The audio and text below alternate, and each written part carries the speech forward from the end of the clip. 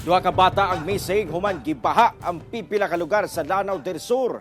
Samtang gibaha sab ang pipila ka lugar sa Maguindanao del Norte, Sarangani ug Davao Occidental kini epekto sa Intertropical Convergence Zone o ITCZ.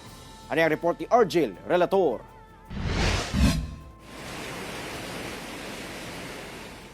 Nagpondo na lang una sa Narciso Ramos Highway kining mga sakyanan diyang mihagoros ang tubig baha sa barangay Igabay sa Balabagan, Lanao del Sur, Martes sa gabi. Kini dihang nasinati ang kusog nga ulan sa lungsod.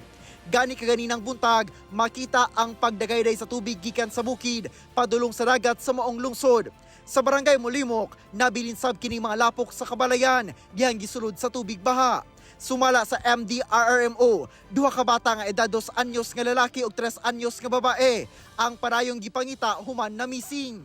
Tulusab ka balay ang naguba o pipila ka mga hayop ang namatay sa maniining kanding ug baka. Nagparayo ng assessment sa PDRMO sa mga nadanyos tungod sa baha. Sa lungsod sa Malabang, napuno sab sa lapok ang kabalayan nga naigo sa baha. Nalubong na sab sa lapok kining mga sakyanan diyang mihagoros ang tubig baha nga dunay dalang lapok gikan sa kabukiran kagabi. Sa Matanog, Maguindanao del Norte, mibakwit kining mga pamilyang nagpuyo sa sitio Campo 1 sa barangay Bugasan Sur human gibaha dala sa kusog nga ulan kagabi. Gani naguba kining usa ka gambalay sa lugar. Personal nga may bisita kaganina si Governor Abdul Rauf Makakuwa aron sutaon ang lugar kauban ang PDRMO ug ubang ahensya. Nagparayon sa mga assessment sa lugar. Tulusab ka barangay sa Alabel, Sarangani ang gibaha kagahapon. Gani, daw dagat na kining National Highway sa barangay Ladol. Ang mga sakyanan nagparapling una. Mitabang nasab ang kapulisan sa Sarangani Police Provincial Office aron tabangan nga makatabok ang mga motorista. Gitabangan nila og tuklod ning mga tricycle nga napalungan sa tunga sa dalan.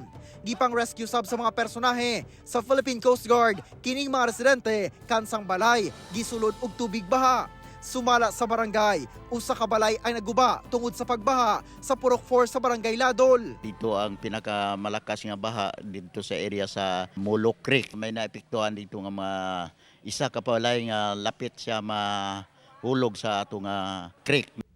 Sama sa residenteng si Jadinel Apari nga ng problema sa nahugnong kusina sa iyang balay, humanakankan sa baha ang yuta na gitukura ni ini. Naapil usab kaanod ang iyang alagang hayop sama sa pato.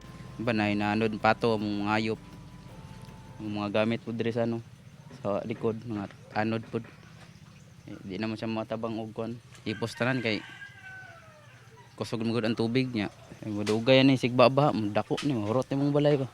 Nagpahigayon na sab og clearing operation sa mga lugar nga gibaha. Lakip sa usa ka dalan sa barangay Pag-asa kung asa dunay gamay nga landslide. Nagparayon pa ang damage assessment and needs analysis sa Alabel LGU ngadto sa mga lugar nga naapektuhan sa baha. Midagayday sab ang tubig sa sapa sa barangay Nuing sa Jose Bad Santos sa Davao Occidental, Martes sa hapon. Gani dunay parte sa dike nga nabungkag, hinungdan niya milusot ang baha paingon sa kabalayan nga nakatukod kilid sa sapa. Gilayo na makwit ang mga apektadong residente. Sumala sa JAS LGU, kusog ang ulan sa Bukirong Bahin, labi na sa barangay San Isidro o barangay Quiapo nga maoy midagayday paingon sa barangay Nuing. Ginahulat pa sa JAS LGU ang datos sa mga apektado sa baha sa maong barangay. Hinoon, ginaandam na nila ang mga hinabang, labi na ang food packs na ipanghatag sa mga apektadong pamilya tungod sa baha. Ako si Argel Relator para sa One Mindanao.